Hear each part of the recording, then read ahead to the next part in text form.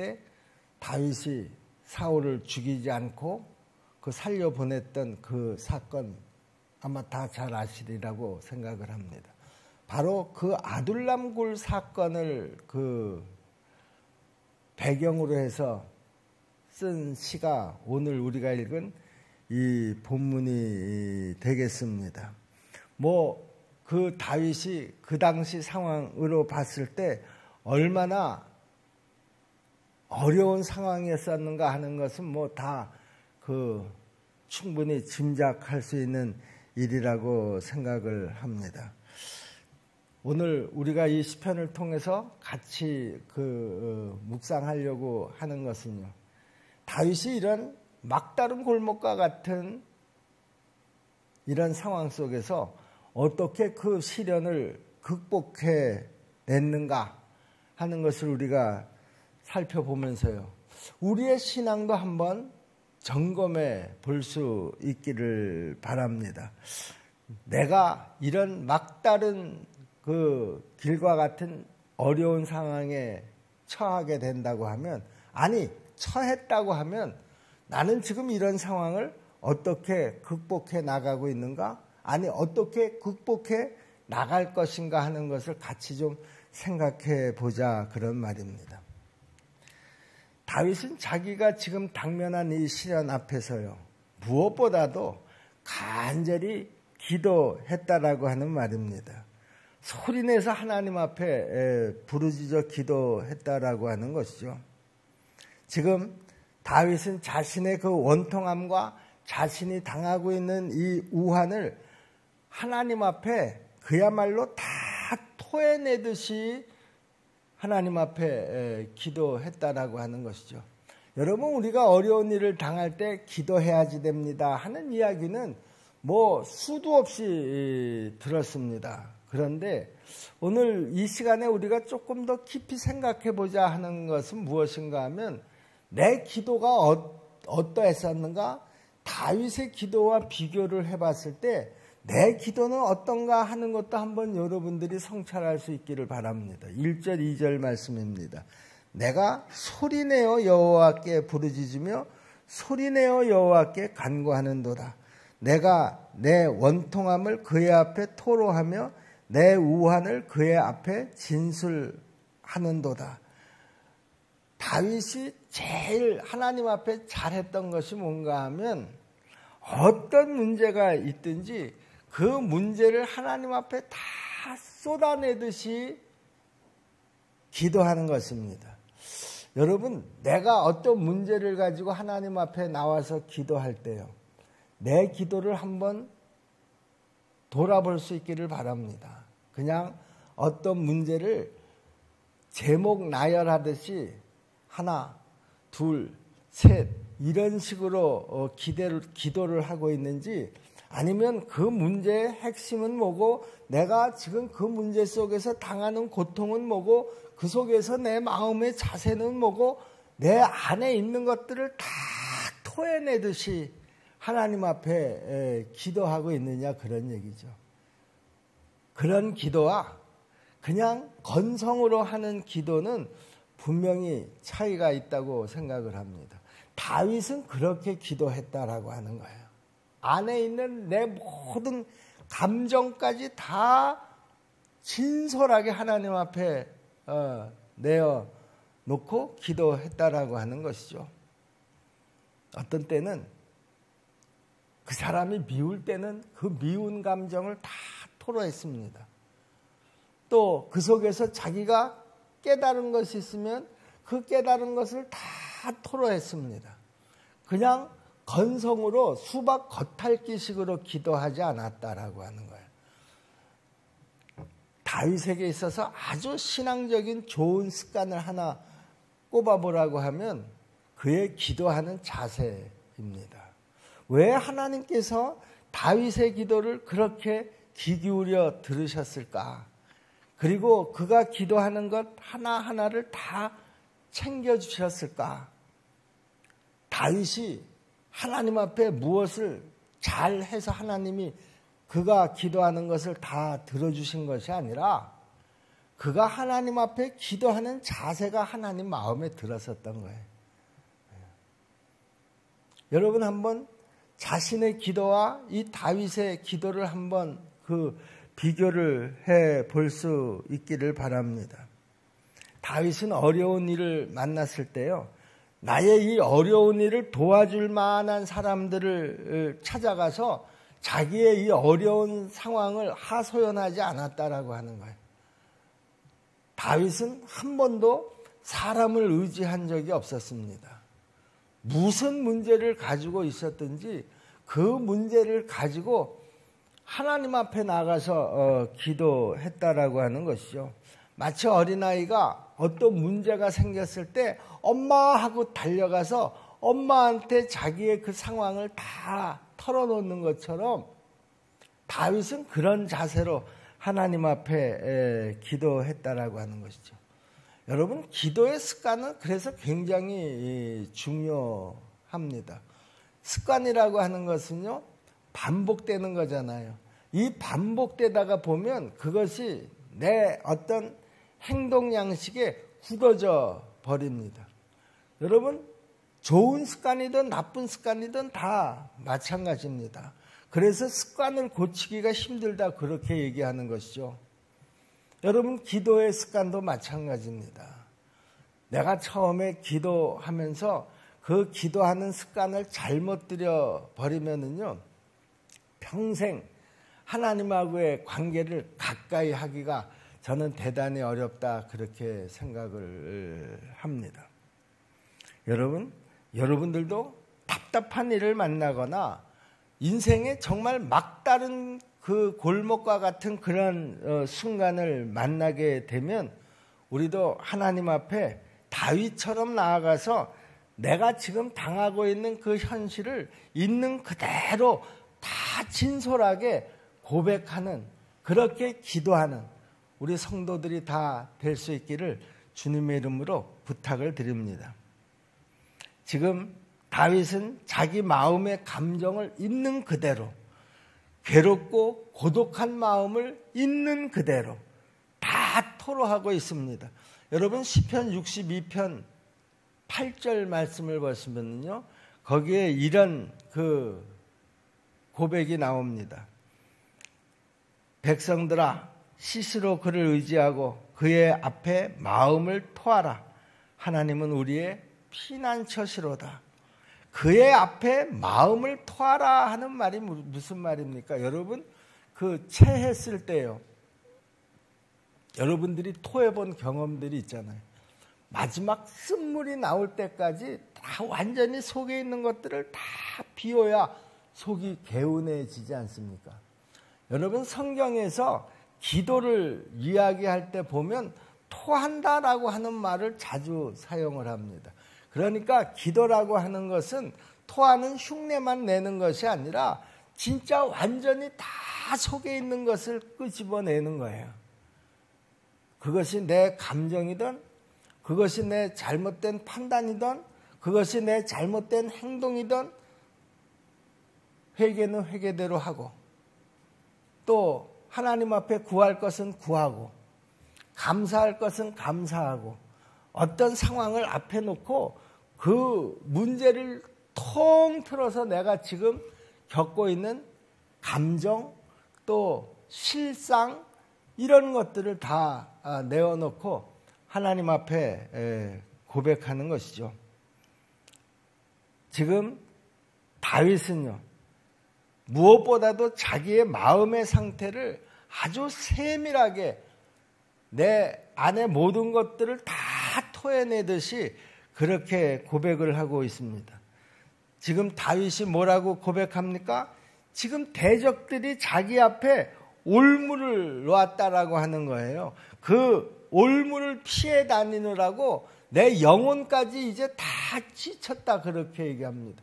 여러분, 어떤 어려운 일을 만나서 그 문제를 앞에 놓고 내가 기도하면서 그 문제를 극복해 나갈 때요, 그것이 빨리빨리 해결이 되지 않으면 정말 내 영혼까지 다 지쳐서 하나님, 이제 내가 더 이상 어떻게 할 방법이 없습니다, 이렇게 우리가 기도할 때가 있잖아요.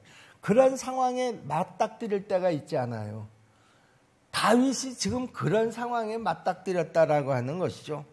3절 말씀을 보겠습니다. 내 영이 내 속에서 상할 때에도 주께서 내 길을 아셨나이다. 내가 가는 길에 그들이 나를 잡으려고 울무를 숨겼나이다. 지금 다윗은 자기의 이 상황을 걱정해 주거나 도와주거나 돌봐주는 자가 아무도 없다, 이렇게 고백하고 있죠. 4절 말씀을 보세요. 오른쪽을 살펴보소서. 나를 아는 이도 없고 나의 피난처도 없고 내 영혼을 돌보는 이도 없나이다. 다윗이 지금 얼마나 절박한 상황에 처해 있는가 하는 것을 아주 여실히 보여주고 있는 그런 모습입니다. 피할 곳도 없습니다. 다윗은 지금 철저하게 그 광야에 홀로 버려진 상황에서 외로움과 그 모든 고통을 다 견디고 있는 상황이다, 그런 말이죠. 그렇지만 다윗은요, 절대로 포기하지 않았습니다. 그리고 그 어려운 상황 속에서, 막다른 골목과 같은 그 상황 속에서도 내가 이 상황을 벗어날 수 있는 그 길은 하나님만 아십니다, 이렇게 고백을 합니다. 하나님만 아신다. 여러분, 내가 어떤 정말 문제 앞에서 이 문제의 그 해결 방법은 하나님만 아신다. 여러분, 그렇게 고백할 수 있나요? 하나님은 눈에 보이지도 않는데, 그리고 이 문제가 빨리 해결되지도 않는데, 그래도 하나님이 이 문제에 해결하는 방법을 알고 계시고, 그리고 나를 그 하나님이 아시는 그 길로 분명히 인도하실 것이다. 지금 이렇게 답답한 상황도 하나님이 나를 인도하시는 그 과정 속에 있는 것이다. 내가 그 끝을 보지 못하기 때문에 하나님이 나를 인도하시는 그 길 가운데 있기 때문에 내가 지금 답답하게 느껴지는 것이지, 나는 지금도 하나님이 인도하시는 그 길을 따라서 가고 있는 것이다. 그리고 언젠가는 그 끝이 보이게 될 것이다. 그리고 그 끝에서 하나님이 나를 여기까지 인도하셨구나, 우리가 이렇게 고백하게 될 것이다. 이 믿음을 우리가 가지고 있느냐, 그런 말이죠. 내가 하나님 앞에 다 토로하는 것, 그것도 중요하지만 내가 토로한 그 문제를 하나님께서 인도하고 계신다라고 하는 이 믿음도 우리가 가지고 있어야 한다라고 하는 말입니다. 여러분, 아무리 하나님의 자녀라고 하더라도요, 이렇게 절망의 구렁텅이 속에 얼마든지 떨어질 수 있다라고 하는 것이죠. 철저하게 다윗처럼 홀로 이 광야에 버려져 있는 그런 느낌이 들 때도 있을 수 있다라고 하는 것이죠. 그러나 그럴 때라도 하나님은 당신이 사랑하는 자녀들의 형편을 다 알고 계시고 그들의 길을 인도하고 계시는 것을 여러분 꼭 믿으시기를 바랍니다. 아무리 여러분들이 낙심이 되는 상황에 처해 있고 아무리 고통스러운 시련을 만났다고 하더라도요, 여러분 이거를 꼭 기억하시기를 바랍니다. 우리 하나님은 여러분이 지금 처해 있는 그 모든 상황을 다 아시고 계신다라고 하는 거예요. 여러분, 우리가 기도할 때 전지하신 아버지 하나님 그러지 않아요? 여러분, 정말 하나님이 전지하신 것을 믿습니까? 그러면 내가 지금 처해 있는 모든 상황을 다 알고 있는 것을 여러분 믿어야 합니다. 그리고 하나님께서 나를 어떻게 구원하셨습니까? 당신의 독생자 하나밖에 없는 아들을 이 세상에 보내셔서 나를 위해서 십자가에 달려 죽으시게 한 줄로 믿습니다. 하나님에게 있어서 나라고 하는 존재는 그렇게 아주 소중하고 엄청난 존재라고 하는 거예요. 하나님이 나를 사랑하십니다. 여러분, 실감이 나지 않나요? 하나님의 아들이 나를 위해서 죽으셨습니다. 더 이상 하나님의 사랑을 우리에게 어떻게 더 표현할 수가 있겠습니까, 여러분? 여러분, 내가 그런 존재라는 거예요. 이런 존재이기 때문에 내가 지금 어떤 상황에 처해 있다고 하더라도 하나님은 그 상황 속에서 나를 위한 선하신 계획을 분명히 가지고 계신다라고 하는 것이죠. 나를 그 문제 속에서 이끌어내셔서 분명히 그 목표점에 도달할 수 있게 나를 이끌어 가실 거라는 그런 사실입니다. 왜? 하나님이 나를 사랑하시니까. 어느 정도로 사랑하셔요? 천하보다도 귀하게 여길 정도로 사랑하셔요. 자기의 아들보다도 더 사랑하셨어요. 그래서 나를 오늘 이 자리에 세우신 줄로 여러분 꼭 믿으시기를 바랍니다. 우리가 이런 믿음을 가지고 있다고 하면 내가 지금 어떤 상황에 처해 있느냐, 그것은 그렇게 중요한 것이 아니라는 것이죠. 하나님께서는 때로 내가 어려운 상황에 처해 있을 때 그 어려운 상황을 통해서 이번 기회에 아무개 집사를 내가 꼭 믿음의 성장을 한번 이루게 해줘야 되겠다, 이런 계획을 가지고 계실지도 모른다라고 하는 거예요. 어떤 상황이든지, 그것이 정말 막다른 골목과 같은 그런 상황이든지, 아니면 탄탄대로와 같은 그런 어떤 그 상황이든지 상관이 없이 하나님은 그 상황보다 더 중요하게 여기시는 것이 있다라고 하는 것이죠. 여러분들이 어려운 상황에 처해 있을 때는 그 어려운 상황 속에서 비명을 지릅니다. 내가 어떤 상황이 평탄하게 잘 진행될 것 같은 그런 상황이 벌어지면 우리가 환호를 지릅니다. 여러분, 그러나 하나님에게 중요한 것은 우리의 비명이 아니라는 거예요. 우리의 환호성이 아니라는 거예요. 그 비명 속에서, 그 환호성 속에서 자라나는 내 믿음이 우리 하나님의 관심사라는 것이죠.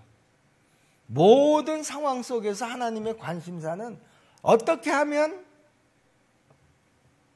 내 자녀의 믿음을 장성한 분량으로 이끌어 갈 수 있을까? 이것이 하나님의 관심사라고 하는 것이죠. 그래서 그 고난을 지나놓고 보면, 그 고난이 나에게 유익이었었구나. 무엇 때문에 유익이었다고 다윗이 고백했겠습니까? 그 고난을 통해서 내 믿음이 자라난 것을 두고 나에게 유익이었었다고 고백한 것입니다. 여러분, 환호성도 마찬가지예요. 그 환호성 속에 하나님의 뜻이 감춰져 있다라고 하는 것입니다. 그런데 우리가 항상 환호성 속에서 넘어지게 되는 그 이유가 뭡니까? 그 환호성 속에 내가 빠져들어가 버린다라고 하는 것이죠.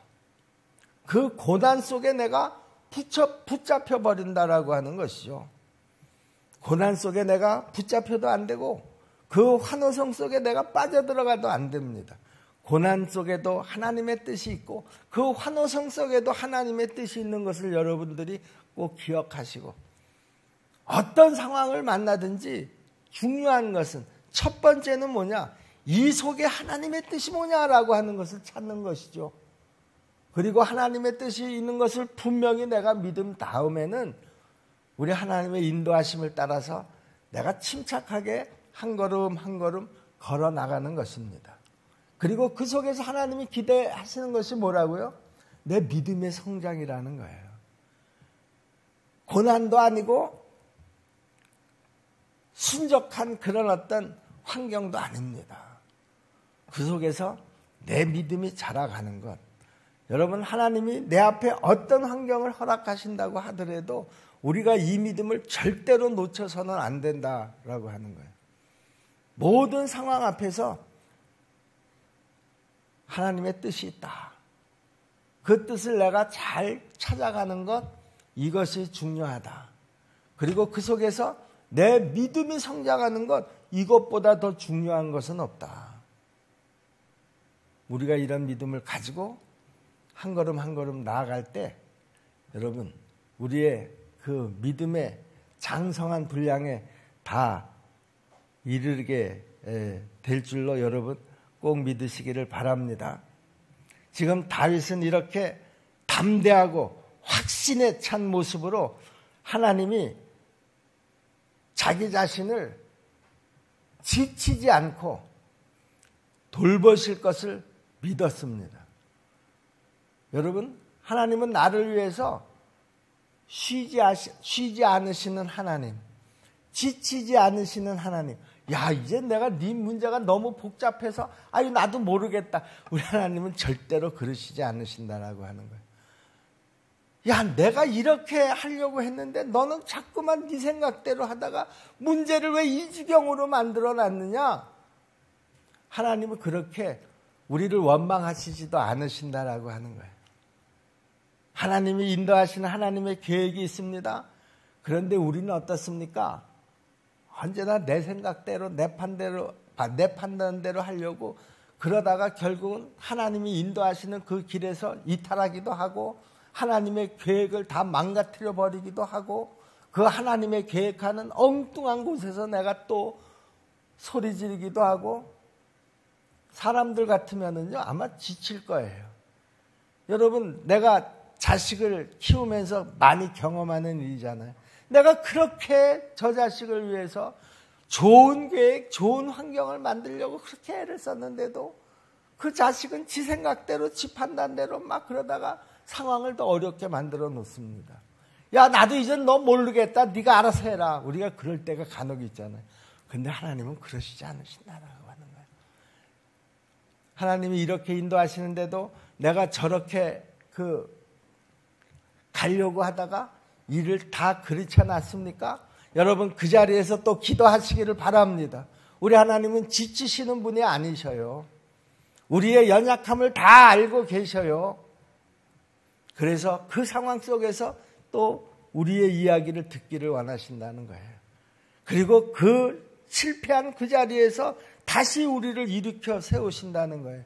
하나님은 나를 진토에서도 일으켜 세우신다고 약속하셨어요. 여러분, 우리 하나님은 그렇게 선하신 분이셔요. 우리 하나님은 나에게 그렇게 좋은 분이셔요. 여러분, 이것을 꼭 믿으시기를 바랍니다. 우리가 이 믿음을 가지고 나아갈 때 어떤 어려움 앞에서도 하나님의 선하심을 찾아가게 될 줄로 믿습니다. 5절 말씀을 보세요. 여호와여, 내가 주께 부르짖어 말하기를 주는 나의 피난처시요 살아있는 사람들의 땅에서 나의 분깃이라 이시라 하셨나이다. 하나님은 나의 피난처시고 하나님께서 나를 어떻게 여기셨다는 거예요? 너는 나의 분깃이라. 여러분, 내가 하나님의 분깃이라는 거예요. 하나님의 분깃인 나를 갖다 그냥 포기하시겠습니까? 하나님의 분깃인 나를 그냥 내던져 버리시겠느냐, 그런 얘기죠. 당시에 다윗은 모든 면에서 정말 비천한 그런 존재였습니다. 도망자의 신세였다라고 하는 것이죠. 요즘으로 얘기하면 범죄자라는 거예요. 자기가 아무리 결백을 주장해도 그 상황은 다윗은 범죄자라는 거예요. 왕위를 노리는 아주 반역 죄인이라는 거예요. 그래서 반드시 잡아서 죽여야지 된다라고 하는 것이 사울의 생각이었어요. 그러니 누가 그런 사람을 돌봐 주겠습니까? 사형수에 해당되는 그런 아주 중한 죄인인데요. 누구도 알아주질 않습니다. 그리고 다윗을 잡으려고 하는 그 세력은 다윗의 능력하고는 비교도 안 될 정도로 그 대적들의 힘은 어마어마하게 강했습니다. 그런데 다윗은요, 결코 그런 속에서도 자기의 영혼이 약해지지 않고, 우리가 멘탈이라고 요즘 얘기하잖아요. 그 멘탈이 약해지지 않고 오히려 더 그러면 그럴수록 하나님은 나의 피난처시요 나는 하나님의 분기십니다. 그러니 하나님은 절대로 나를 포기하시지 않으십니다라고 하는 이 구원에 대한 확신을 가지고 기도했다라고 하는 것이죠. 그리고 결국에는 하나님 앞에 자기가 감사하게 될 것이고 의인들이 자기와 함께 결국에는 즐거워할 것이다. 이렇게 이 시를 마치고 있습니다. 7절 말씀입니다. 내 영혼을 옥에서 이끌어내사 주의 이름을 감사하게 하소서. 주께서 나에게 갚아주시리니 의인들이 나를 두루리이다. 다른 사람들로부터 감당할 수 없는 어떤 공격이나 근거 없는 비난을 들을 때요, 전능하신 하나님은 그 시련 속에서 나의 피난처가 되시고 결국에는 나를 승리하게 할 것이라고 하는 사실을 다윗은 분명히 믿었습니다. 여러분, 우리에게도 이런 믿음이 충만하기를 주님의 이름으로 부탁을 드립니다. 하나님은요, 그 상황이 중요한 것이 아니라, 그 비명이 중요한 것이 아니라, 환호성이 중요한 것이 아니라 바로 그 속에서의 이런 믿음을 우리 하나님은 소중하게 여기신다는 것이죠. 비명 속에서, 환호성 속에서 내가 그 순간에 어떻게 처신하는가, 내 믿음을 보시고 기뻐하신다라고 하는 것이죠. 여러분, 하나님은요, 내 생각을 다 아신다고 그랬잖아요. 내 마음도 다 아신다고 그랬잖아요. 내 혀의 말까지도 다 아신다고 하셨잖아요. 여러분, 그 비명 속에서 내 생각은 뭐였습니까? 하나님, 내가 이 상황 속에서도 낙심하지 않겠습니다. 하나님은 나의 피난처시요, 나는 하나님의 분기신 줄로 믿습니다.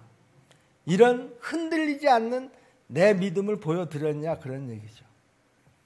그 환호성 속에서